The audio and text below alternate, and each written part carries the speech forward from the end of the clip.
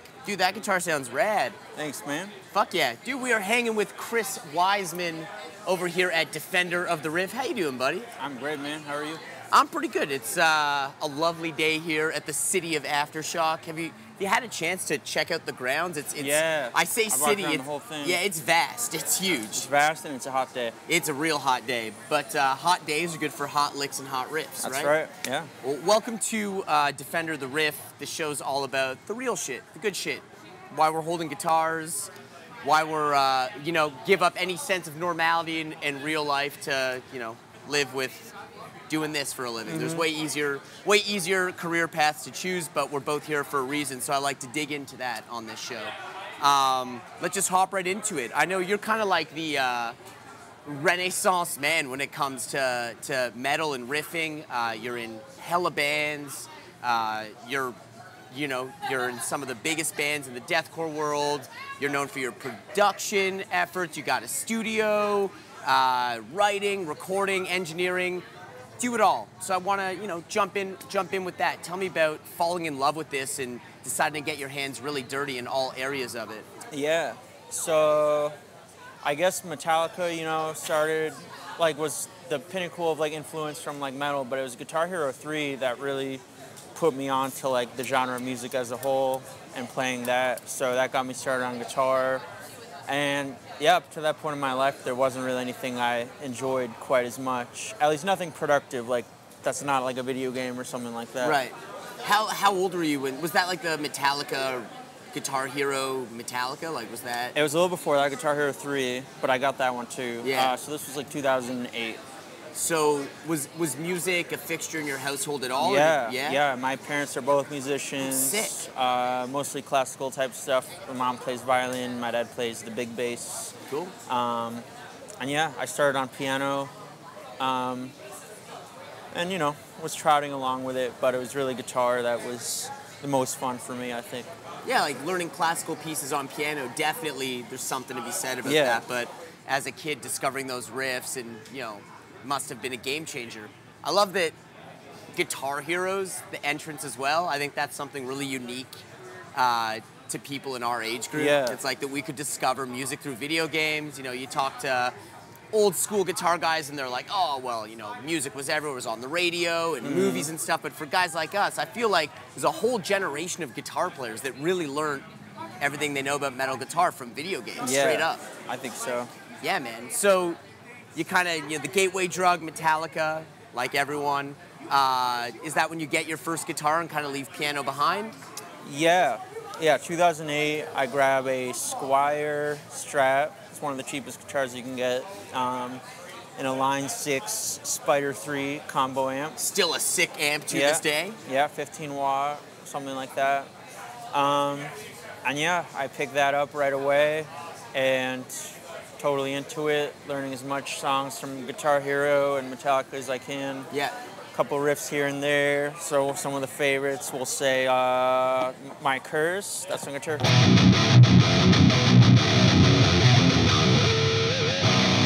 There was Stricken by Disturbed.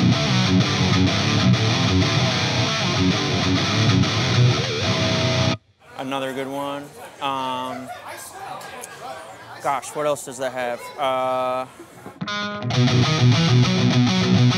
Maiden, of course. That was a classic. There was a Slipknot one.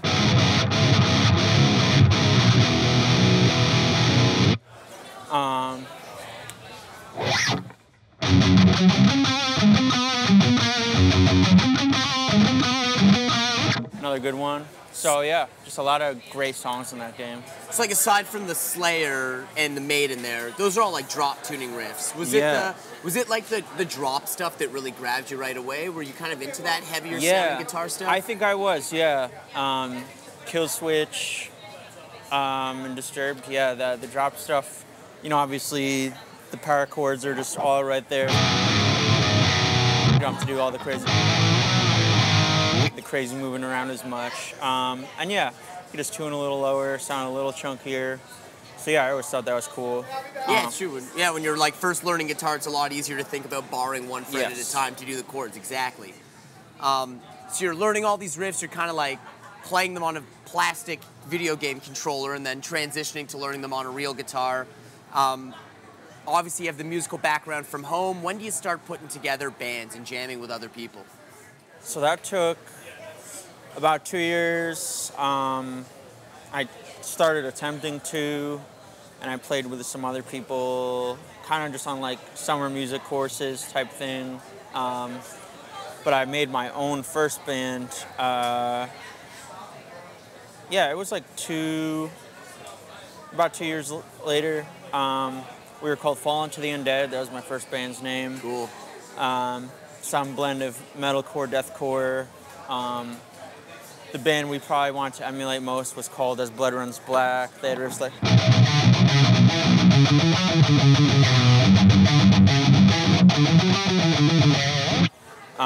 and so anything like that was really cool. And took it from there and got to play a bunch of shows with them. They all went to my high school, which was neat. And that band got to carry on for like 2 years. That's rad. Obviously, you know, you're known predominantly as a guitar guy. You know, everyone knows about Shadow, everyone knows Currents. But I'm wondering, you know, you do a lot of programming stuff and studio stuff. At what point do you kind of think that there's more to than just playing 6 or 7 strings and get into the more tech side of playing? Yeah.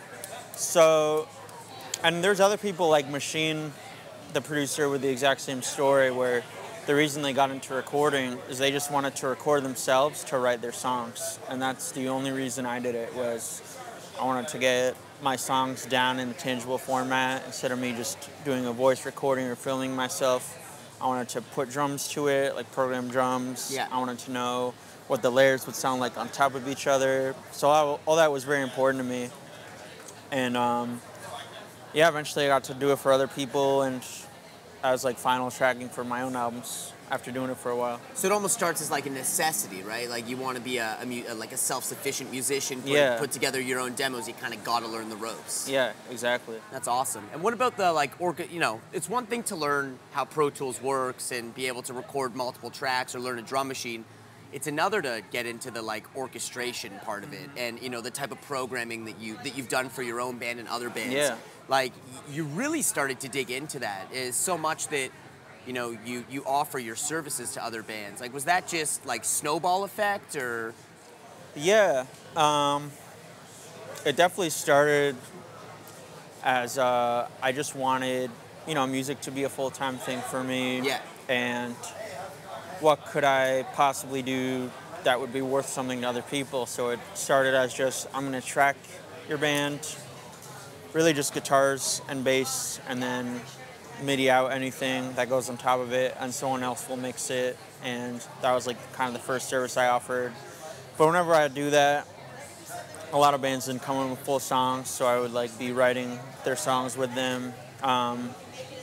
And yes, so writing became a service and adding extra layers, and it all just kind of became one thing, just try to take what someone has and try to make it better than what they came in with. That was kind of the whole goal. I think that it's, you know, pretty interesting. Some guys get known as session and studio dudes. Mm-hmm. Like fans will have no idea who that person is because they're never on a stage. They're always like the mastermind in the chair. Yes, they've got the chops. Yes, they've got the writing ability and the, you know, the know-how, but they never transition into the live world. But not you. You're in multiple super active bands and constantly not only doing production, engineering, songwriting for your own projects, but other projects. Do you ever wish that you could just pick one or the other? Do you love doing both? Like, kind of break that down for me, because you could easily make a living sitting in a producer's chair. In fact, probably a way better living than being a touring musician or the producers who get to sit in the chair and, you know, put together the records. But you get your hands dirty in both. Tell me about that. Yeah, sure. So it's hard to really say what would give me the best living, because all three businesses are growing and all three are definitely, you know, very much worthwhile. Like none of them are like, we're not like losing money by going on tour. We go on tour because it's the best way to make money as a musician. Really. I guess studio is great too.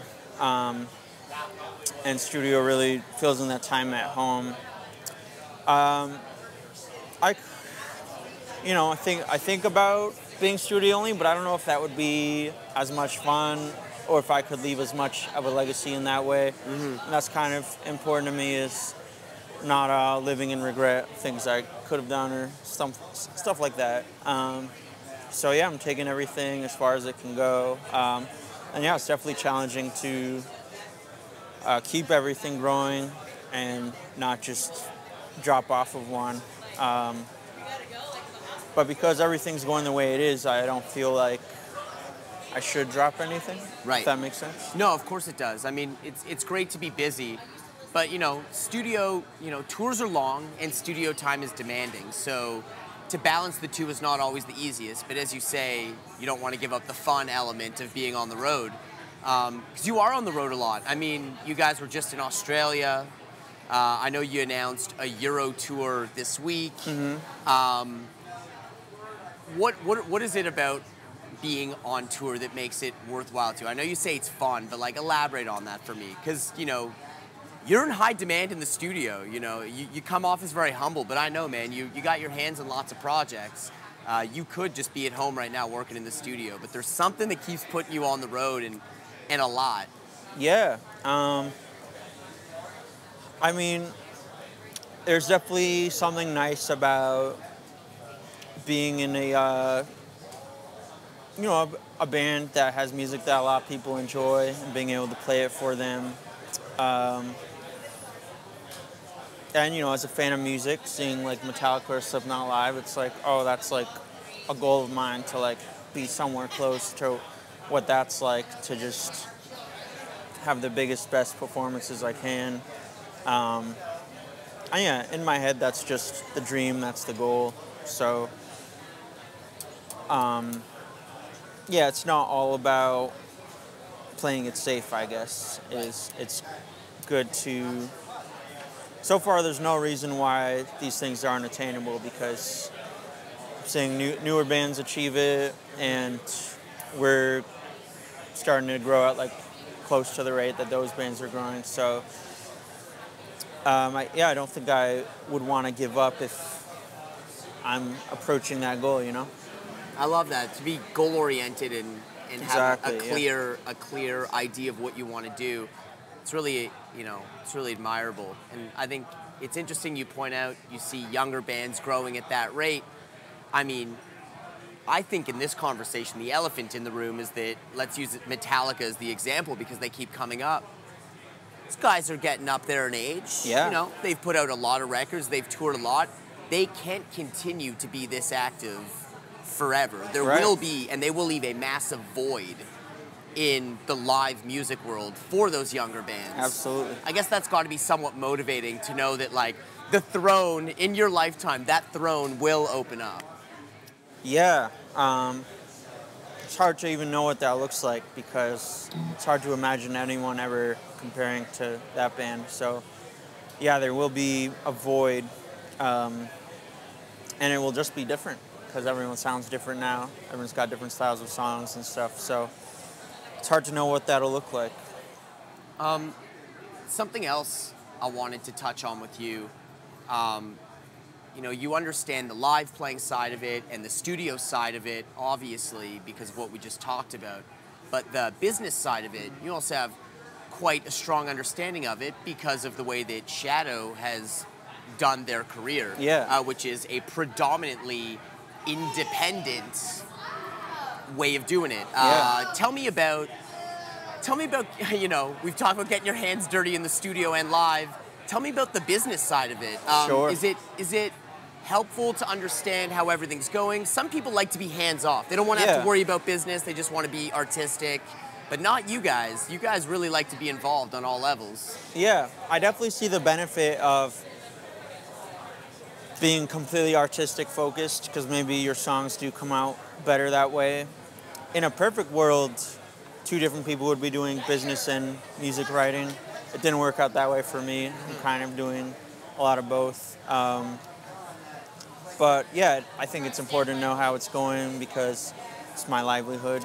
So I need to always kind of know what's going on and how things are doing. Yeah, to be independent, it pretty much means that you're foregoing any label funding, and you have to be responsible of more money's going to come in now that you own everything, but you got to be responsible and make sure to allocate it in ways the label would. So if money comes in for any marketing or music production or stuff like that, it's important to put it back in ways that will enhance that product the way a label would want it to have. Right.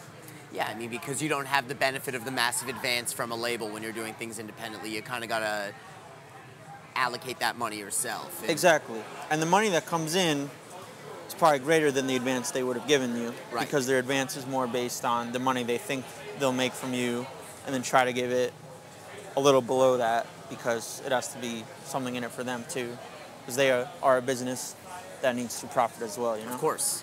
Who had the foresight to take that route with Shadow of Intent? Because a lot of bands get stoked at that first record label offer, the big management offer comes in, the big agent offer comes in, the big label offer comes in. Who had the foresight to be like, hey, let's not sign away everything right now? No. Well, so the first or second agent offer we got, it might have been our second, it was like a no-brainer because I think booking agents are great. Of course. They only take a little cut of your show revenue. Don't touch any merch. Don't touch any music, royalties, anything like that. So having an agent, I think, has been super important to us. And they don't always have like an actual contract, so it's not like you're signing away everything. But yeah, not going for a label. Our vocalist Ben and I kind of fed off each other. He was kind of like, oh yeah, I hear, a lot of bands complaining about labels and how things turned out for them. And I'm like, yeah, if we were to sign to a label, there's only one or two I would really want. And then by the time those one or two I'd really want sent offers, we had already kind of established ourselves at a point where getting a label seemed less beneficial, especially since we're not really a band that can do radio campaigns. Right. If we were a radio band, maybe it would be different. Sure. It's like, understanding your product and knowing, the people. I think that's actually a really good point you bring up. Is like, labels can help with that mainstream success, but like the type of music you're doing, like, there's no more effective way to reach your people than through you almost. Mm-hmm. Yeah. That's the way I've approached it, yeah. That's awesome. And it's obviously, like, there's no regret on that front at all, right? It's worked out fantastically for you. Yeah, I think there's a double-edged sword. It's like, if you do sign a label, you always wonder, wow, I wonder if we could have done all this without them. And if you don't sign a label, you wonder, wow, I wonder if we could have been even bigger than we are if we did have a label. So you just never know, and you just kind of trust your instinct on it. That's awesome. Dude, I love your insight on industry and playing and studio stuff. You're a very well-rounded musician. I think you're got a hell of a bright career ahead of you, man. You play in all the corners. It's awesome. You really do. You are the like one-stop shop. You kind of. I wish I did all those things as well as you can do, man. That's the way to do it. It's the only way to be successful now, really, is to know how everything works, know how the full machine works. Or at least the members of your team combined can kind of fill in those holes, yeah. And everyone can pull their weight, exactly. Yeah. That's awesome. Do you remember those Guitar World, bet you can't play this licks at the end? I feel like they don't do that anymore. I feel like I'm going to start stealing that as my closing segment. This is your camera here. Why don't you close us out with like a bet you can't play that type lick? I guess we can't call it that in case they have it real hard shit with Chris Wiseman. Yeah. Let's see. So there's like a little augmented thing I've been messing with. I don't quite have it perfect yet, but it goes something like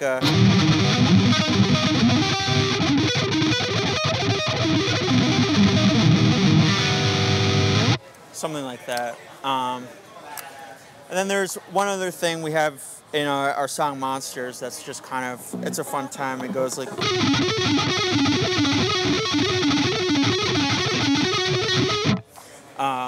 those are just two ones I, have to play a decent amount. Yeah, hard as fuck riffs with Chris Wiseman. There you go. Shit, I've got to warm up before I can just do. Yeah, exactly. That's a good way to put it. Yeah. And I didn't just warm up, so that's why it's can always be better, you know? Yeah, that's it, man. Dude, it's a pleasure chatting with you, man. I love your outlook on everything. It's rad.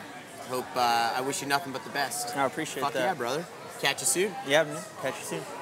Music's everywhere, it's everything, and it's like the greatest gift you'll ever give yourself. If you teach yourself guitar, you take lily, whatever you do, any instrument you get into, because it's something you're going to have forever. You know what I mean? It's like you might be into this, you might be wherever you are right now in your life, but you won't be there in 2 years, 5 years, 10 years, and it seems like it's fiction, right? Like I used to hear that shit when I was, oh, you learn whatever. I'm like, yeah, maybe one day when I'm 40, I'll get into jazz. Well, I'll be 50 here and not that much time, so...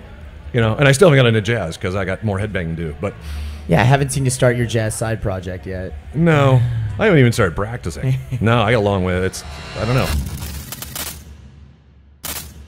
I started as a drummer. And so it all started for me with my dad showing me the Black Album, like right when it first, so I was like 2, you know, and I remember hearing the Black Album for the first time. I was like, this is the greatest thing ever, and it changed my life forever from there. I started to go, as I got a little bit older, I stole the Black Album from my dad and started going backwards through the Metallica discography. And I had started playing drums in like the orchestral band at school, so I just gravitated towards asking for a drum set. And then Lars was my guy. He was my North Star forever. And I know that people shit on Lars all day long, but I'll stab you. Don't say anything about my guy. And then at some point, I started realizing that, like, while drums are really cool and I enjoy playing them, like, I can't really write a song unless I can play guitar. We've always loved the big heavy riffs, so I guess when, you know, 311 started, it was like we would have a heavy riff, but then there would be like rapping over it, you know. So combining those two styles, that was a pretty new thing at the time. You know, there was hybrid music, we called it, so it was, that's kind of where it started. You yourself, like you never really aspired to be like have a James Hetfield voice. Did you never wanted to like growl like 80s style like that? You were into either like rapping or melodic singing, right? Yeah, I mean, I think I've more of a baritone range. I loved Jim Morrison. Yeah. I love crooners like Frank Sinatra. Well, I think by the time I was growing up, I was a kid of the late 70s, early 80s. We didn't have the internet, we didn't have TikTok or YouTube, but you know, by that time everybody had a TV, obviously. Yeah. Most people had cable TV. Pop culture was everywhere, so you could not help but be affected by pop culture. And just from songs I would hear in pop culture, I started getting interested in music. Back when music was ubiquitous, just constantly everywhere, all around you, and yeah. So like television shows and movies, right? Like this sound right here. This is one of the first things I remember that got me excited about music. You know, the spy chord. Yeah. Or the this type of riff, like.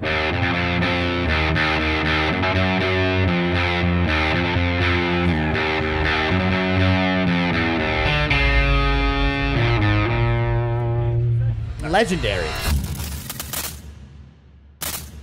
The first band I ever really got into was just Nirvana and shit. Like, Nirvana is just one of the best alternative bands ever and shit. I mean, yeah, it's the riff that changed all of our lives. Yeah, it's literally, let's be real. Literally, yeah. Essentially. What about you, Crab? I got into guitar through Metallica. I saw them in 2016, and something about...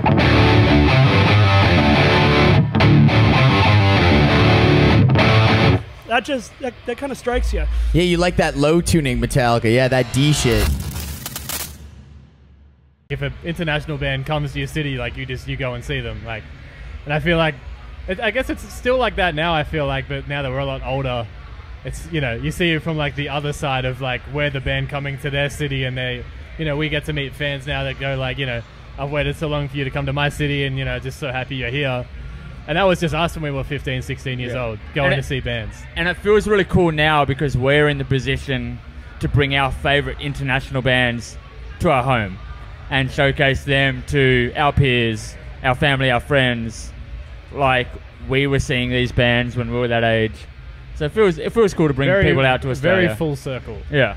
Yeah, I mean, you guys, not to self-plug here on a Knotfest show, but you guys did play the first ever Knotfest Australia. With Parkway Drive. Where is Parkway Drive? I swear, if we ask a single question and the answer is not Parkway Drive, something is very wrong, okay? Yeah. This is like your OG Death album guitar, right? Yeah, this is my Death Album 1 guitar. I've like switched the pickups a little bit, but these are just like PAF classic, Gibson pickups, and I put a black pickguard on, and I refretted it, and that's it, That's rad. And it's like a big plank of wood, and that's it, yeah. It's and awesome. It's just like, it's Squiscar's guitar, Yeah, it's so sick. Yeah, and if you'll notice, my fingers are the exact same like shape as Squiscar's. My big, huge finger, this one looks like a frog's finger. If you watch the cartoon, they modeled it after my hand, so when you see me play, it looks exactly like Squiscar's. That's so cool, man. Who is it that kind of, gets you your first guitar, or what is it that inspires you to get your first instrument? I'm gonna have to say, it starts with Kiss, but then I listen to, the early to mid 80s, like everybody, Judas Priest, Iron Maiden, Ozzy, Rat, Motley Crue, all that stuff. Jackson back in the day is what I liked, so I got my first good guitar was a Charvel Model 4. So then it went from there, and that's what started it all off. Just because that's what people were playing in the '80s, it seemed like. Yeah, the Shredders, yeah. Kirk Hammett and Randy Rhoads, for example.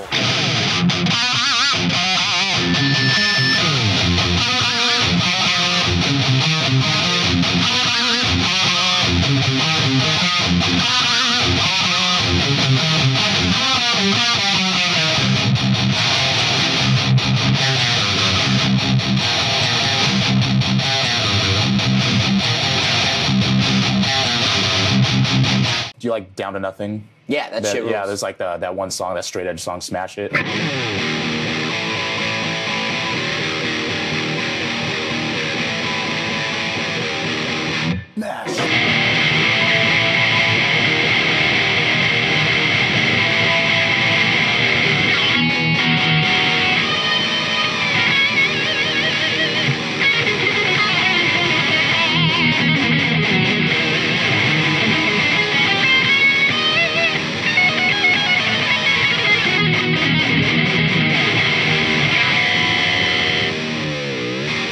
Should have brought the Floyd today just to be able to do that shit with you. But yeah, just shit Down to Nothing and No Warning, and what I got to shout out Ceremony. Ceremony is my favorite hardcore band of all time.